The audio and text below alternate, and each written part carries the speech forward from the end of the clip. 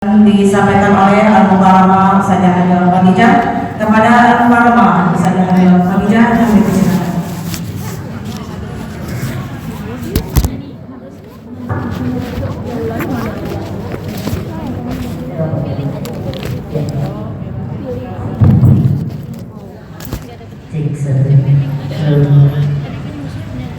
Assalamualaikum warahmatullahi wabarakatuh.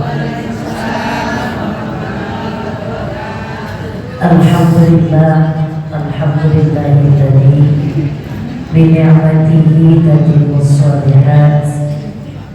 Wassalatu wassalamu ala sayyidina Muhammadin sayyidi waladi Adnan wa ala alihi wa ashabihi wa man tabi'ahum bi ihsanin ila yaumiddin, amma ba'du. Salam yang hormati segenap jajaran pengurus Yayasan Al-Wiqayah dan jajaran pengurus Masjid Al-Wiqayah. Salam yang hormati Ketua Majelis Taklim kaum ibu Masjid Al-Wiqayah, Ustazah Hajah Halim, serta seluruh jajaran pengurus, dan juga pengajian hari ini gabungan Al-Ma'ruf ya. Mohon ridho kesediaannya, bukan saya besok harusnya ya. Saya diminta dialihkan karena memang besok tidak hadir. Jadi nggak apa-apa dah, jadwal orang saya masukin jadinya ya, nggak apa-apa ya. Insyaallah karena saya nggak lama ya, sampai ada 8:30 karena ada acara maulid hari ini. Mudah-mudahan kebersamaan kita di pagi hari ini bersama para ustazah yang sudah hadir, Ustazah Nyani, ada Ustazah Hajah Farhana dan yang lainnya sudah hadir. Mudah-mudahan semuanya sehat serta Halimah dan semuanya insyaallah diberkahi Allah Subhanahu wa taala. Lanjut saja Ibu pada kajian kita masih seputar masalah tajhizul mayyit, penyelenggaraan jenazah. Kita udah nyampe pada materi mengkafani mayit ya, sudah ya. Itu udah kita bahas bulan lalu ya. Hari ini kita masuk pada bab tentang menguburkan mayit. Ada 3 pokok bahasan yang nanti akan kita sampaikan, namun tidak selesai hari ini. Barangkali saya hanya bahas satu saja terkait dengan masalah menguburkan mayit. Pokok bahasan yang pertama, kita akan bercerita tentang adab-adab memilih kuburan. Dan pulang dari sini ibu udah nyari-nyari apaan ya Allah, ibu yang kedua, pokok bahasan yang insya Allah akan kita bahas, cara membuat kuburan sesuai dengan ajaran Nabi Muhammad SAW. Nanti ibu akan diberikan paparannya, kajiannya yang selama ini prakteknya di masyarakat dengan teori yang Nabi sampaikan. Jadi kita bakal saksikan ini sebenarnya gimana selama ini. Walaupun kita bukan yang gali kuburnya, tapi ilmu ini juga penting buat kita ya. Jadi ntar ibu bisa sampaikan sesungguhnya yang selama ini kita lakukan benar apa enggak, sesuai dengan syariat. Yang kedua, jadi nanti kita bicara cara membuat kubur. Yang ketiga, cara memasukkan mayit ke dalam kubur dan menguburkannya. Jadi nggak sembarangan cara masuk masukin mayit ke dalam kubur ada aturan yang Nabi ajarkan dan cara menguburkannya seperti apa. Jadi ini materi di kajian menguburkan mayit. Kita masuk hari ini poin yang pertama, yakni adab-adab pemilik kuburan. Ada 3 adab-adab pemilik kuburan. 1, upayakan kuburan di tempat umum atau di tanah wakaf.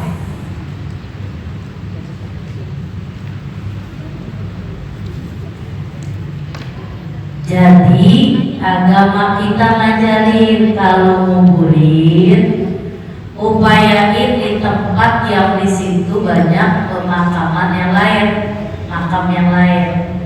Atau biasanya kita di kober. Kober itu berarti kan udah milik bersama ya, ada tanah yang diwakafkan untuk kuburan-kuburan muslim terutama. Jadi jangan dikubur di tanah sendiri, usahain walaupun hukumnya boleh, namun takutnya nanti ada hal yang kurang bagus. Jadi gini misalnya, orang tua dulu kan kalau ngomong gini, gua ntar kalau mati kuburin di situ tuh, gitu ya. Karena orang dulu makan lantarnya pada lebar. Gua pokoknya kuburin di situ, nyaklu juga di situ, gitu. Kuburin gua di lantar di situ. Kalau hari ini mungkin kita ikutin kata emak kita, takutnya ntar udah jatuh ke anak, ke cucu, ke cicit beda, gitu. Kan nggak semuanya sama. Kadang dia kata gini, itu kan udah dikuburinnya sama bapak, kok di situ gitu. Waktunya orang tua dan kadang-kadang dijual. Bener ya? Iya. Tuh anak cucu cicit nggak ngerti apa pokoknya jual, bagi-bagi. Padahal di situ ada empok kita, ada kakek nenek kita. Dijualnya mohon maaf. Aman Cina ini pernah kejadian. Dijualnya aman Cina. Aman Cina dibikin lah di situ. Lompongan kuburan kakek neneknya. Apa namanya? Wesek. Tuh. Karena gak ngerti. Kita udah bilang ini belum lama kejadian. Kita bilang punya hamba bapak di situ. Kan ini karena warisan orang udah diwakafin. Kan banyak yang cerita ya Bu ya. Makanya kenapa Nabi ngajarin upayain kalau dikubur itu di wakaf yang rame-rame ya, yang di situ tanahnya tanah wakaf. Jadi itu gak usah ibu pesen-pesen depan rumah kecuali kuburan khusus wakaf keluarga. Kan ada gitu ya, yang samping masjid gitu, suka ada di samping masjid kuburan khusus di situ keluarga. Gak apa-apa, emang yang bagus itu. Jadi kalau ibu nanti ziarah kubur gak apa-apa, karena itu kuburan keluarga. Kakeknya di situ, babanya di situ, nyanya di situ, saudara-saudaranya, enak tuh. Lagi ziarahinnya juga jadi enak, satu lokasi. Makanya ibu kalau punya tanah masih pada lebar, jangan bikin kontrakan dulu. Khususin buat wakaf kuburan. Masih banyak yang tanahnya lebar. Ntar buat jamaah maksudnya ya. Jadi satu harus di tanah yang jadi tanah wakaf atau di tempat umum. Satu, cara memilih kuburan, adabnya. Yang kedua, dikumpulkan antara keluarga. Nah itu tadi yang saya bilang. Syukur-syukur area pekuburan itu milik keluarga. Tujuannya apa? Biar gampang ziarahinnya. Bulan kemarin Ustazah Halimah kalau nggak salah nanya tuh, ziarahnya. Kalau satu lokasi enak tuh yang saya ajarin. Kalau ibu masuk ke pemakaman, salam dulu buat umum. Assalamualaikum ya ahlal kubur wa ahlal diyar wal mu'minina wal mu'minat wal muslimina wa inna insyaallah bikum lahiqun. Nasallallahu lana wa lakumul afiyah. Gak hafal ustazah gitu.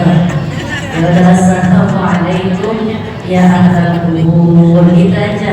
Wal muslimina wal muslimat wal mu'minina wal mu'minat. Sampai situ doang, gak apa-apa dah. Ya. Nah, habis ibu salam di pintu depannya, ibu salamin dulu siapa? Kuburan siapa? Bapaknya, nyak dulu datengin. Salam lagi di kuburnya. Ini cara ziarah. Assalamualaikum ya Ummi. Dan ustazah bahasa Arabnya sih kagak bisa. Ya udah, assalamualaikum ya nyak gitu. Iya ya emak gitu ya ibu, gak apa-apa. Dah habis ngucapin salam pindah ke kuburan bapak. Jangan baca-baca Fatihah dulu, ini ajarannya. Assalamualaikum ya bapak gitu. Datang lagi ke engkong. Assalamualaikum ya jadi. Assalamualaikum ya engkong gitu.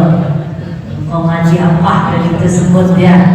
Lalu sebulan nenek, sebulan nyai, yang tua gitu dah. Abang, adik, barangkali yang udah meninggal suami. Udah semua beres, kita salamin semua. Ibu duduk lah tempatnya yang rada enak di mana. Nah, dekat kuburan siapa yang enak? Jangan duduk di mesan orang. Kan suka tuh ya dipakai keramik tuh. Jangan dipantatin orang. Iya. Kan kalau kuburan kita kan sekarang ini ya. Di kuburannya kan legokan diambil di liang lahat ya. Ini ada orang di sini. Di sini orangnya kan yang ditidurin di apa namanya liang lahatnya, liang lahatnya di sini. Kan saya ajarin bukan begini sebenarnya ajarannya. Di sini kan mayitnya nih. Nah di sini mesannya. Berarti ibu iya dipantatin sama ibu tuh orang. Makanya kan gak boleh.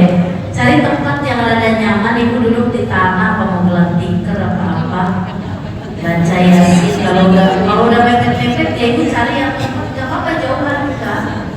Yang penting tadi udah salam-salam. Itu makanya kan suka ada musolahnya ya. Ada musolah nggak di Kober? Ada. Ada. Di Kober. Kalau Kober yang jadi kampung kandang ada kan? Emang ada. Ibu di mana? Tapi ada lapak radar-radar enggak kan? Enggak ada. Ada. Pohon. Iya ya. Oh iya, pokoknya carilah yang rada ibu nyaman. Ya. Ibu duduknya baca yasin di situ, zikir tahlil gitu. Enggak mesti depan kuburannya. Yang penting tadi ibu udah ngucapin salam gitu. Karena kan area penguburan kita hari ini sempit, rapet ya, gitu ya. Jadi diingetin tuh, assalamualaikum dulu baru masuk pintu. Datengin ya abang, yang tua, bapak tua, suaminya yang udah ada di area situ, deket-deket misalnya.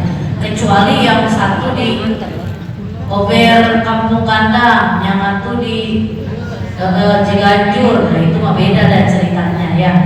Jadi kalau bisa di satu area pekuburan gitu. Ini Nabi yang ngajarin biar ziarahnya lebih mudah. Ibu pikirin data. Jadi kok gimana ini? Kalau kok gimana ya? Ustazah kalau nggak baca yasin boleh nggak? Gak apa-apa. Gurunya 11. Ya gurunya 11 itu ya. Dibanyakan dikit, jangan 3 mah kita di majelis tadi ya. Jadi gurunya 11 kalau emang nggak baca yasin. Baik. Itu yang kedua, ada pemilih kuburan hendaknya dikumpulkan antara keluarga biar lebih mudah untuk ziarah ya. Ibu udah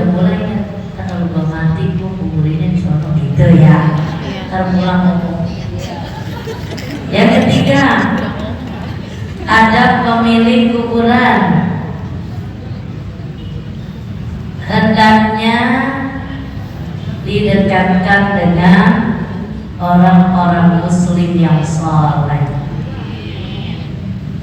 Jadi pesannya jangan dikuburin doang, deketin gua sama si fulan, dia orang soleh. Emang ada ustazah rujukannya, baik, saya akan tampilkan banyak kisah pada paparan yang ketiga ini. Saya ambil dulu di kitab Irsyadul Ibad, Syekh Zainuddin bin Abdul Aziz bin Zainuddin bin Ali Al-Malibari. Beliau pengarang kitab Fathul Mu'in.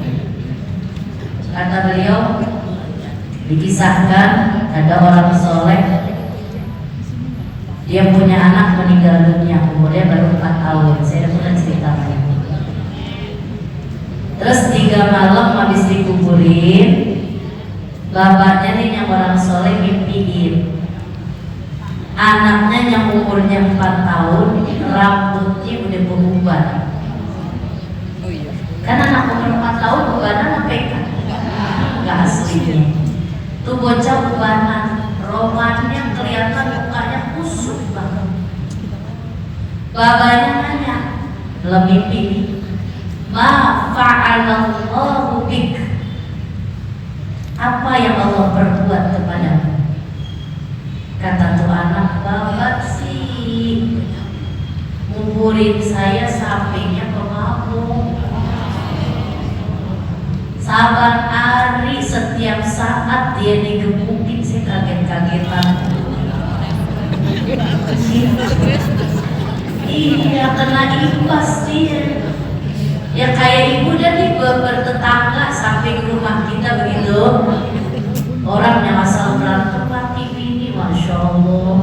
Kalau dia gebuk pintu, kalau dia gebuk ini gitu ya bu. Ibu kaget nggak? Kan stresan yang mana? Nah jadi setiap kali dia disiksa di dalam kuburnya, saya kena imbasnya. Itu ketakutan dan sebagainya. Itu adanya di kitab Irsyadul Ibad. Jadi itu satu contoh bahwa pentingnya kita milih dimakamkan dideketin sama orang soleh. Itu satu.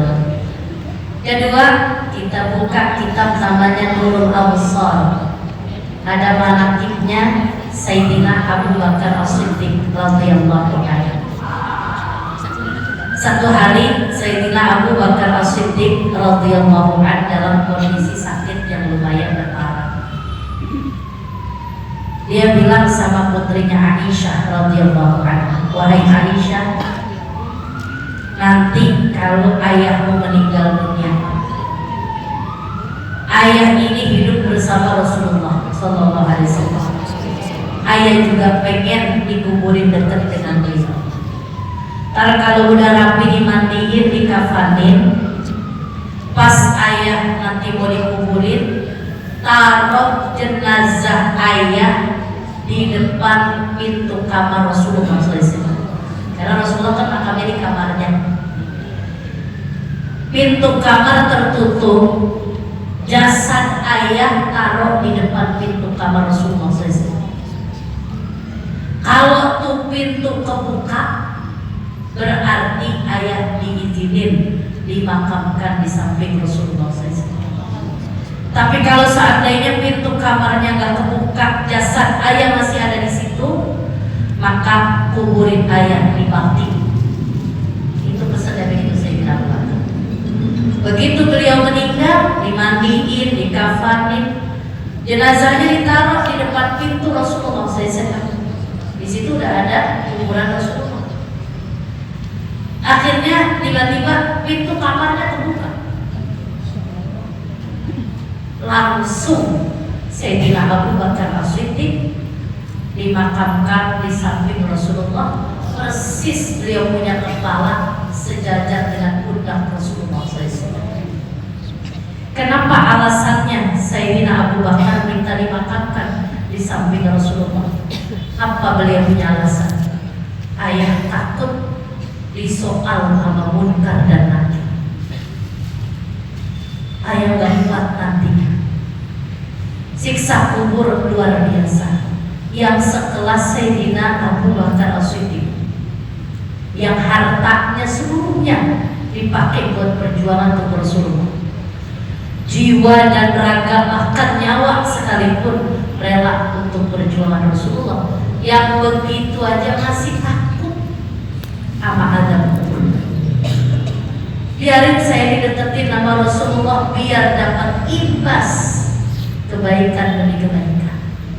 Kan kalau kayak begitu Rasulullah diziarahin sampai detik ini kan karena dapat dan imbas kebaikannya, makanya disuruh deketin nama orang soleh.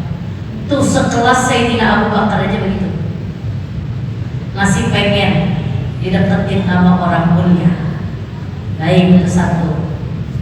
Saya ambil lagi kisah manakibnya Sayyidina Umar bin Khattab radhiyallahu anhu. Ketika beliau akan berangkat sholat subuh, nyampe di masjid, beliau ditusuk sampai 17 tusukan yang mendarat di lambung beliau. Itu gak langsung mati Sayyidina Umar. Sayyidina Umar nanya sama Ibnu Abbas, siapa yang nusuk saya? Muslim atau non muslim? Kata Sayyidina Umar. Begitu dijawab sama Ibnu Abbas, non muslim, senyum. Dah mau pulang saya. Itu masih bisa ngomong. Dibawa pulang tuh, sampai di rumah dikasih susu muntah. Karena kondisi 17 tusuk. Akhirnya kondisi kayak gitu ngomong begini sama putranya Abdullah bin Umar, wahai putraku, sekarang kau berangkat ke rumah Sayyidah Aisyah, minta izin sama beliau, saya pengen dikuburin dekat Rasulullah. Ayah, kenapa ya kita kuburin dekat Rasulullah? Saya takut azab kubur. Ayah takut dosa-dosa ayah. Itu saya bilang, Pak, yang setan aja gak berani, saya bilang, Pak. Luar biasa saya bilang di perjuangannya. Ayah hidup pengen bersama Rasulullah dan mati pun bersama Rasulullah. Akhirnya Abdullah bin Umar langsung datang ke rumah Sayyidah Aisyah radhiyallahu anha. Sampai di rumah Sayyidah Aisyah, dia sampaikan wasiat dari dia punya orang tua. Kata Sayyidah Aisyah begini, wahai Abdullah bin Umar, saya punya rencana itu samping makam ayah saya buat saya. Karena itu kan nanti kumpul di situ, ada saya, ada bapak saya, ada suami saya di situ. Kata Abdullah bin Umar, tapi ayah saya pengen di situ. Ya, baik. Saya pertimbangkan karena ayahmu berjuang bersama ayah saya, bersama suami saya, maka saya izinkan ayahmu dimakamkan di situ. Jadi Sayyidina Umar dideketin makamnya Rasulullah SAW. Jadi posisinya kalau Sayyidina Abu Bakar lompongan pundak, kalau Sayyidina Umar lompongan lututnya Rasulullah SAW. Itu dimakamkan. Ini sekelas-kelasnya begini masih pengen dideketin sama orang soleh, yang ibadahnya udah ketahuan cakepnya. Kita yang belum, ya gimana? Makanya kita mintanya deketin gua sama orang soleh ya. Umuran gua deketin si Anu gitu ya. Jangan ya, kalau bestinya soleh ya nggak apa-apa. Dan kalau emak mati deketin sama CS emak ya. Jadi aja soleh sama apa. Saya ambil lagi kisahnya, maksudnya biar mantepin ibu. Satu hari kita meninggal, ya kan mintanya dari sekarang. Ya Bu ya. Besok kalau kita udah mati kan kadang nggak banyak mahal. Selagu-lagunya kita ditanam. Buya Hamka. Ibu kenal Buya Hamka? Siapa? Hah? Buya Hamka. Bukan Buya Yahya. Buya Hamka. Iya, ibu kenal kan kiprahnya buat agama. Ini orang Muhammadiyah kalau Buya Hamka. Tapi waktu beliau sebelum meninggal lagi sakit, mau dikuburin di Taman Makam Pahlawan Kalibata. Buya Hamka nggak mau. Akhirnya Buya Hamka mintanya di mana? Di Tanah Kusir. Di situ ada makam orang-orang soleh. Kan dia pas Tanah Kusirnya bukan yang sebelah satunya, dia yang sebelahnya ada gambar kayak perumahan Minangkabau gitu tuh. Nah di situ ada Buya Hamka. Sekelilingnya tuh banyak orang-orang situ yang dimakamkan orang-orang soleh. Buya Hamka paham, karena di situ banyak orang soleh. Dia nggak mau di makam pahlawan, lebih memilih di situ. Tanam saya deketin di situ banyak orang-orang tua situ, orang Tanah Kusir, Pondok Pinang yang dimakamkan di situ. Jadi dia lebih memilih dimakamkan deketin nama orang soleh. Buya Hamka. Saya ambil lagi kisahnya, masih mau dengerin? Ahmad bin Hanbal, siapa dia? Imam madhab yang 4, ya, muridnya Imam Syafi'i. Imam Ahmad bin Hanbal hafal 1 juta hadis, lengkap dengan sanad dan matanya. Dari umur 8 tahun sampai umur 80 tahun, sholat tahajudnya tiap malam 300 rakaat.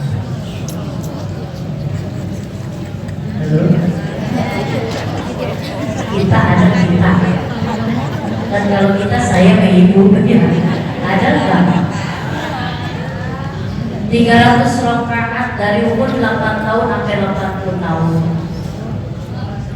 Begitu umurnya udah 80 tahun ke atas, udah loyo, jumlah rakaatnya berkurang, hanya 150 rakaat.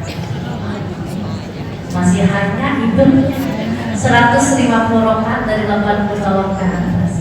Jadi kita ngukur ya sama diri kita. Kadang-kadang kita jujur, kadang ada juga yang belum istiqomah, malam ini gak bangun juga, tapi mintanya masuk surga. Bingung juga ya. Ini yang dari 8 tahun, kita kan 8 tahun belum buka tahajud tau. Udah mulai belum buka tahajud 8 tahun. Kan gitu. Nah itu dari 8 tahun sampai 80 tahun 300 rakaat. Begitu 80 tahun kata 150 rakaat. Ini Imam Ahmad bin Hanbal, muridnya Imam Syafi'i. Itu muridnya bagaimana gurunya. Satu hari begitu mau meninggal di sekelas Imam Ahmad bin Hanbal, minta manggil putranya Abdullah bin Ahmad bin Hanbal. Dia panggil putranya, "Hai Abdullah, ntar kalau bapak tinggal, tuh di dalam kitab itu disebut ada rambut Rasulullah 2 lembar. Ada rambut Rasulullah 2 lembar. Ayah dikasih sama guru ayah Imam Syafi'i rahimahullah. Guru ayah ngasih rambut Rasulullah 2 lembar. Ntar kalau ayah udah mau ditutup mukanya, beli kafani, itu rambut selembar taruh di mata kanan, selembar lagi taruh di mata kiri. Kalau Sayyidina Abu Bakar makamnya pengen deketin Rasulullah, Sayyidina Umar juga begitu. Ayah juga pengen ada Rasulullah yang melekat di badan ayah, biar nanti di soal munkar nakir ayah gak kesusahan. Yang sekelas tahajudnya segitu banyaknya, masih ketakutan sama adab kubur. Memberitahu kita, jadi kita ngerabah diri kita. Yang kadang-kadang mungkin ibadah kita, kata kita udah bagus banget, tapi mohon maaf, kadang hati nggak bisa dijaga. Mungkin kalau ngaji, alhamdulillah udah rajin, sholat sunnahnya udah bagus, sodakohnya udah bagus, tapi kenapa sih hati kadang-kadang suka masih menghinakan orang lain, masih meremehkan orang lain, masih menganggap orang lain itu di bawah dia, nggak ada apa-apanya. Kita Kita masih kadang-kadang bersemayam yang kayak gitu. Sementara orang-orang soleh di atas kita tadi itu kayak gitu, luar biasa. Mereka masih ketakutan sama azab kubur. Umar bin Khattab radhiyallahu anhu ninggalin sholat isya berjamaah. Itu luar biasa ketakutannya. Sholat isya gak berjamaah, ketakutan sama azab Allah. Yang kelas-kelas kayak begitu dulu. Jadi kan luar biasa. Nah kita yang bukan siapa-siapa, yang masih jauh amalia kita, tapi mohon maaf minta ridho, kadang-kadang merasa diri kita lebih baik dari orang lain. Ini yang harus kita cross check dari diri kita. Dulu ada kita punya guru namanya almarhum al-Maghfurlah Kiai Abdul Muhid Abdul Fattah. Beliau punya anak 9 orang hafal Quran semua. Kami pernah belajar fikih jinayah dengan beliau. Jadi beliau manusia orang luar biasa yang sederhana. Kalau bahasa saya, Quran berjalan dan hafal Quran beliau.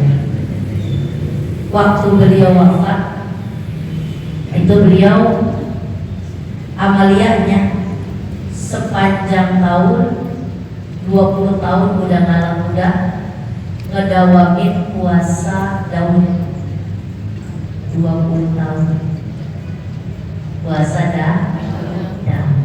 Kita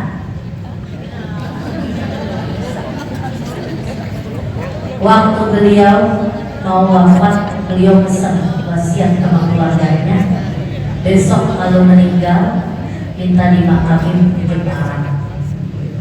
Di sana banyak kiai-kiai sepuh, orang-orang soleh yang sekelas beliau aja masih kepengen dimakamin dideketin sama orang-orang. Nah, makanya pantas kalau Nabi bilang adab yang ketiga, ntar kalau nguburin deketin sama orang soleh. Halo ibu, udah kebayang di mana? Buat ya, gitu ya. Ya Allah, mudah-mudahan. Ya, saya sih udah pesen. Mudah-mudahan jangan ditempatin orang, gitu ya. Saya udah pesen tuh. Ibu udah pesen kok. Oh, saya udah pesen. Udah. Iya, saya udah pesen. Ya, karena jadi kita dapetin nomor bapak saya, gitu. Ya, jadi ibu pesen datang pulang cari-cari. Nah, ya. Kata lakinya, lu ngapa sih mak? Enggak, gue lagi bingung nih mikirin gitu. Jadi kembali lagi ibu, ya ini kalau bercerita kayak gini mengingatkan diri kita bahwa satu hari kita akan nyampe pada titik ini. Ya walaupun min ayyi ardin tamut, di kampung mana kita meninggal kita nggak tahu, tapi mudah-mudahan kita malah lagi nyababin biar kita matinya husnul khatimah. Dan minta nanti diurusinnya yang benar. Ibu ini kan udah belajar ya, dari mulai sakit kan saya ajarin lengkap ya semua ya. Dari mulai kalau lagi sakit bagaimana, kalau lagi sekarat bagaimana, udah kita ajarin caranya yang sesuai Rasulullah ajarkan. Begitu les meninggal, masih ingat apa yang harus kita kerjain? Bukan yang mati kitanya, yang ada di sekitar dia. Kan ada beberapa perkara yang harus segera. Udah disegerain, kita laksanain naruh mayit di mana. Begitu mayit di atas galek, apa yang harus kita lakukan kan gitu ya. Nah terus kalau mau dimandiin, apa yang perlu dipersiapkan. Selesai mandiinnya bagaimana caranya, udah diterapin apa belum? Nah, ini ambil kan yang kita tanya ya. Alhamdulillah gitu saja, alhamdulillah.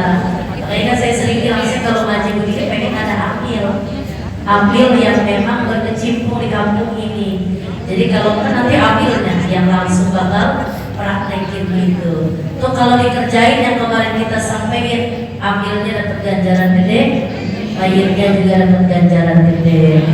Gitu. Dari kafaninnya udah kita sampaikan. Ini baru cerita tentang menguburkan ya. Jadi kita simpulkan baru poin pertama nih, adab-adab dalam memilih kubur. Satu, upayakan ya tempat umum atau tanah wakaf. Yang kedua, ya dengan keluarga biar mudah sialannya. Yang ketiga, deketin sama orang. Ibu mau nanya, silahkan, saya kasih waktu untuk bertanya. Oh, mau ada silahkan. Iya Pak. Ini Pak ini ya Pak. Saya sudah rencana, sudah lihat sama kakak saya kalau saya tunggu saya sama bapak saya, boleh nggak? Karena ibu saya sama adik saya. Iya. Bapak boleh cukup ya.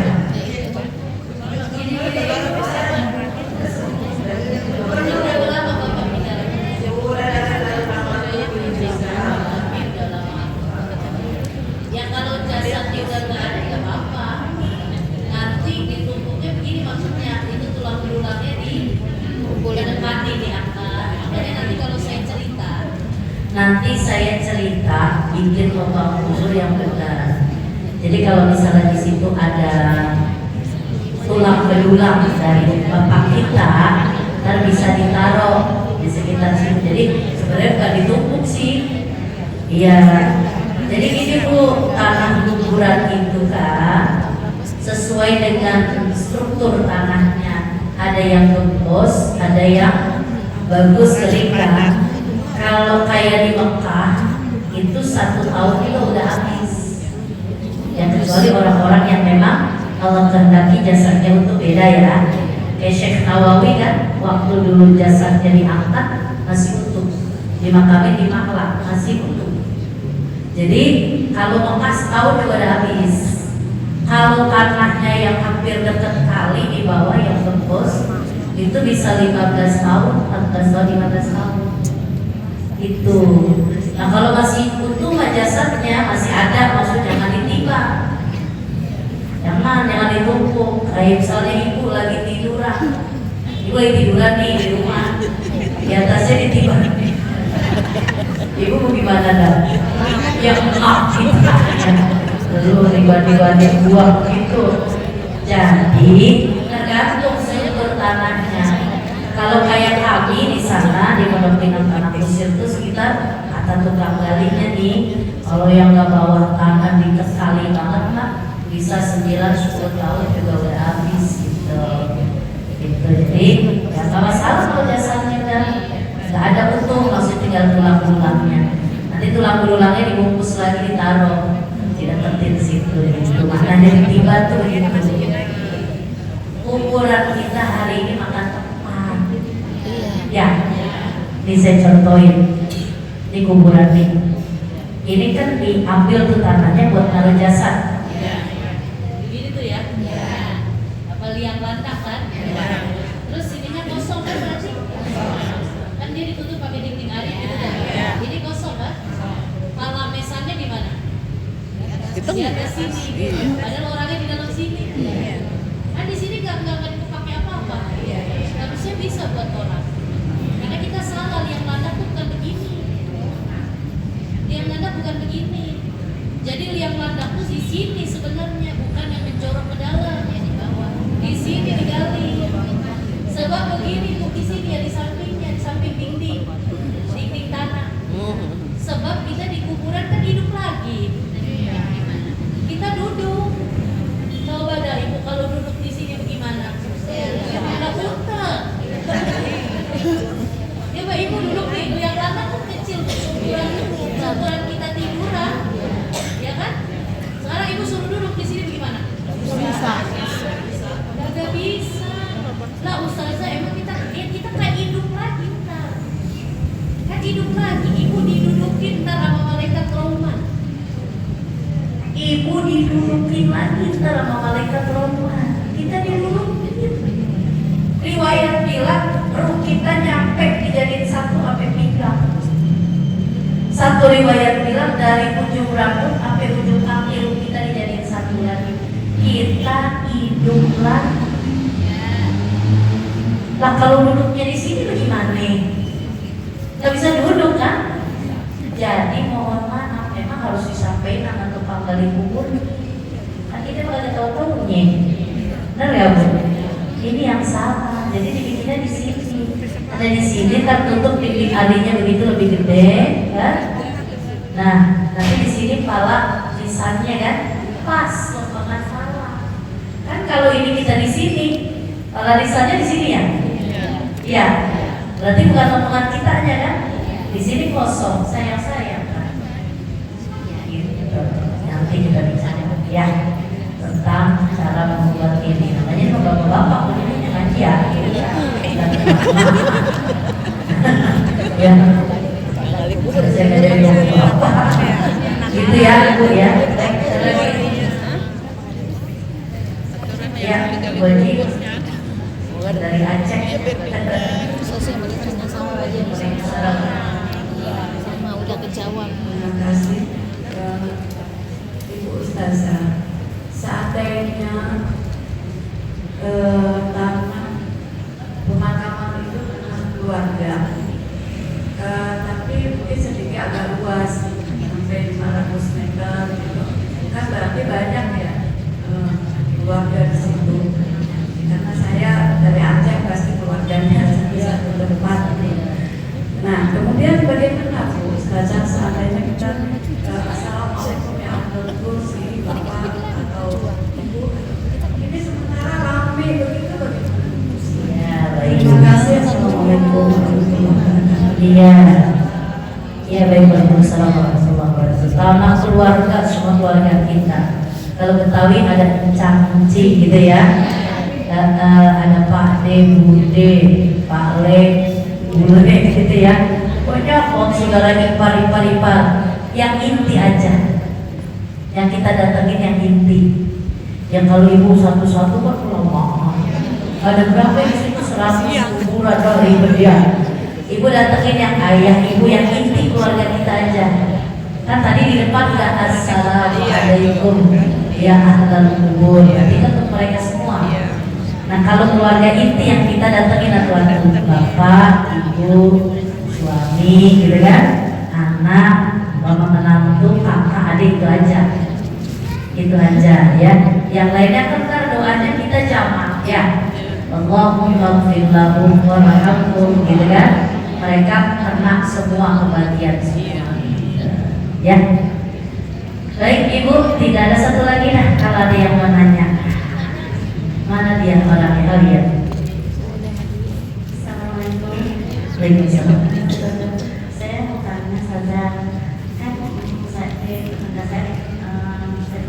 saya. Terus pertama kan caranya memindahkan kuburan seperti apa? Jadi kan kuburannya pertama anaknya yang meninggal, terus ibunya, terus adanya itu bisa dulu dicicil, bisa rumah tidak ada metro. Terus katanya dia bilang lagi tadi tulangnya itu bagaimana cara itu. Biasanya begini Bu, tulang belulangnya jadi satu, ditaruh di kain kafan lagi ya, kain kafan itu tulang belulangnya jadi satu. Misalnya si Fulan, si A, kumpulin tuh tulang belulang dia, ya. Jadi gini Bu, ntar Ibu kasih dapetin kalau di kuburan. Kalau di kuburan yang meninggal udah lama, ibu bakal perhatiin, pasti tulang belulangnya akan ada di tengah. Kumpul di tengah. Kenapa?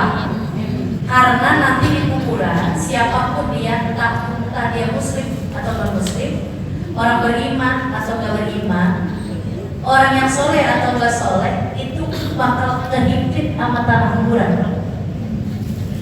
Kan begitu nanti Bu. Ini yang sering ngaji, yang ibadahnya bagus, bakal dijepit juga sama tanah kuburan. Jadi bukan cuma yang nggak ibadah, yang ibadah juga bakal dijepit. Jadi nanti caranya kuburan tuh gitu tuh. Bakal begini. Jadi nanti ujung kaki kita sama ujung kepala bertemunya di tengah. Kalau dia beriman, orang soleh, orang baik, dijepit begitu tuh kenikmatan buat dia. Gitu.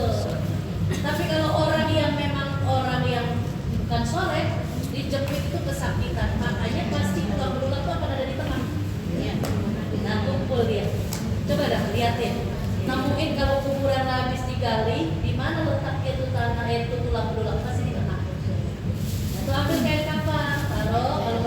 ke kuburan nanti gali lagi kuburannya itu.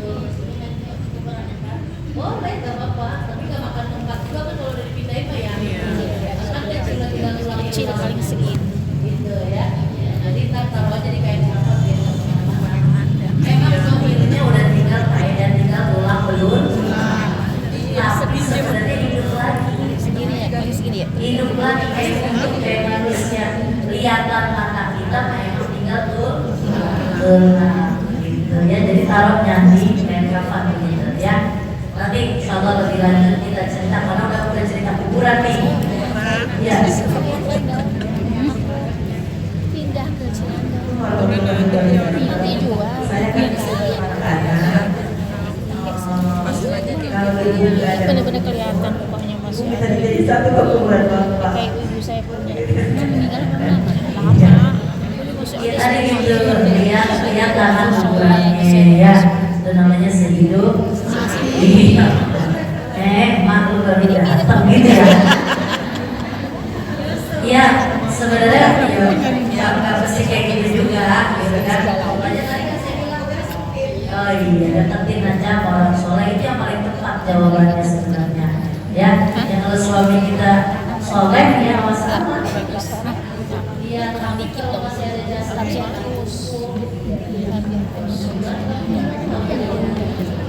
ya siapa tahu beliau orang yang memang termasuk jasanya kan bisa jadi ya nggak boleh ya kan ibaratnya punyai lagi tidur di dinding gimana datang aja tuh siapa Gojira 5 dindingin aja bagaimana maaf ya begitu ya misalnya sekarang ya nanti dilihat aja ini tulang-tulang udah hancur gitu pokoknya ukurannya di atas tahun ya kalau kurang ya bisa ada ukuran ya baik itu nanti insya Allah lebih lanjut kita cerita tentang kuburan ya biar jadi nasihat buat kita ya seperti apa sih orang di dalam kuburan kalau udah masuk yang lain ya digimanain gitu ya jadi buat perhatian satu hari saya dan ibu akan masuk itu yang namanya kuburan. Ini saja ibu, mudah-mudahan ada manfaatnya. Mohon ridho, mohon izin. Sedianya saya besok tapi dicari hari ini. Hari ini ada pengajian al-ma'ruf, saya jeda dulu nanti kajian-kajian yang lainnya ya. Mohon maaf, insyaallah kita ketemu lagi bulan depan. Wallahu a'lam bishawab. Billahi taufiq wal hidayah. Assalamualaikum warahmatullahi wabarakatuh. Waalaikumsalam warahmatullahi wabarakatuh. Terima kasih kami ucapkan kepada Al-Mukarramah Ustazah Khadijah yang telah memberikan pelajaran kepada kita semua. Semoga dapat menambah wawasan ilmu pengetahuan kita dapat mengambil hikmahnya dan mengamalkannya. Amin. Para Ustazah dan jemaah yang dirahmati Allah. Memasuki acara selanjutnya kita dengarkan sambutan dari Ketua Majelis Taklim Al-Wiqayah kepada Al-Mukarramah Ustazah